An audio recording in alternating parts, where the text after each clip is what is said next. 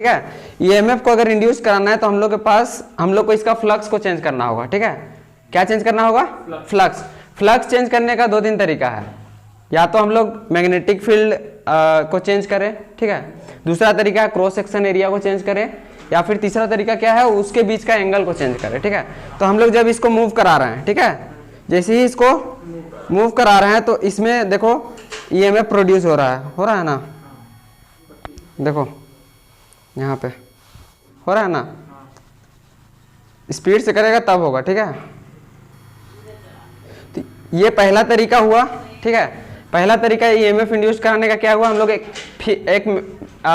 Source लिए, मतलब magnetic field का। इसमें क्या रहता है? Permanent magnetic field. ठीक है, इसको जैसे ही हम लोग मूव कराते हैं तभी ईएमएफ इंड्यूस होता है। अगर रेस्ट में ला देते हैं तो ईएमएफ इंड्यूस नहीं होता है। अब देखो दूसरा तरीका, एसी करंट के बारे में तो लोग जानता है।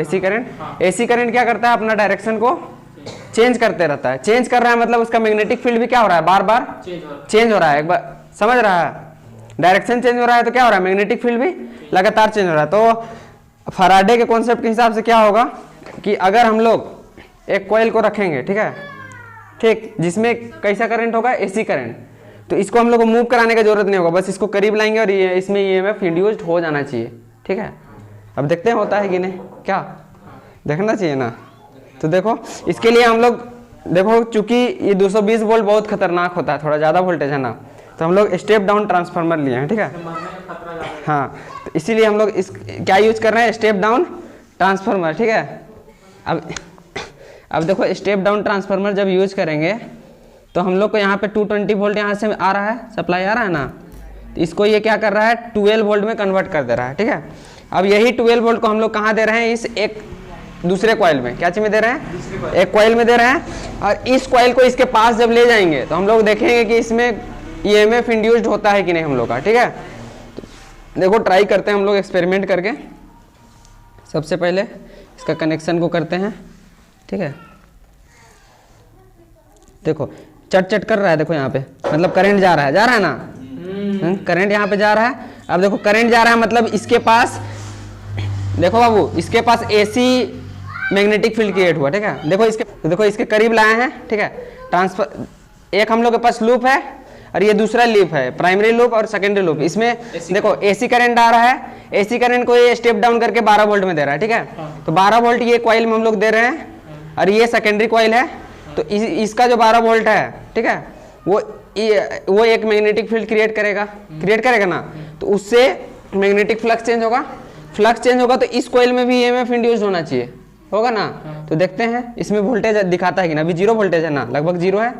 ठीक है, देखो जैसे सप्लाई दे रहे, देखो आ रहा है ना, देखो आ रहा है ईएमएफ मतलब इंड्यूस्ड हो रहा है। समझ में आया? कॉन्सेप्ट समझ में आया? यही है फैराडे का एक्सपेरिमेंट। और देखो बाबू इसका एप्लीकेशन देखो, अभी अगर ये वाला एक्सपेरिमेंट अगर फैराडे सर नहीं करते, ठीक है, अगर ये एक्सपेरिमेंट नहीं करते तो अभी हम लोग पंखा उंखा जितना भी, खास करके अभी जो दूर से हम लोग बिजली को लेके आ रहे हैं, ठीक है, हाई वोल्टेज से लो वोल्टेज में कन्वर्ट करना भी कितना आसान हो रहा है। सब में इलेक्ट्रोमैग्नेटिक इंडक्शन का ही प्रिंसिपल यूज हो रहा है ना। तो इसका बहुत ज़्यादा इंपॉर्टेंस है। मतलब अभी जितना ज़माना 100 साल में बदला है, इसमें ये जो फैराडे सर का जो ये एक्सपेरिमेंट है बहुत बड़ा रोल प्ले कर रहा है। अभी जितना भी मोटर जितना भी चल रहा है, इलेक्ट्रिक व्हीकल आया है, सब में तो ईएमआई का प्रिंसिपल लग रहा है बाबू। सब में ना मैग्नेट इलेक्ट्रोमैग्नेट सब में यूज हो रहा है। समझ गया?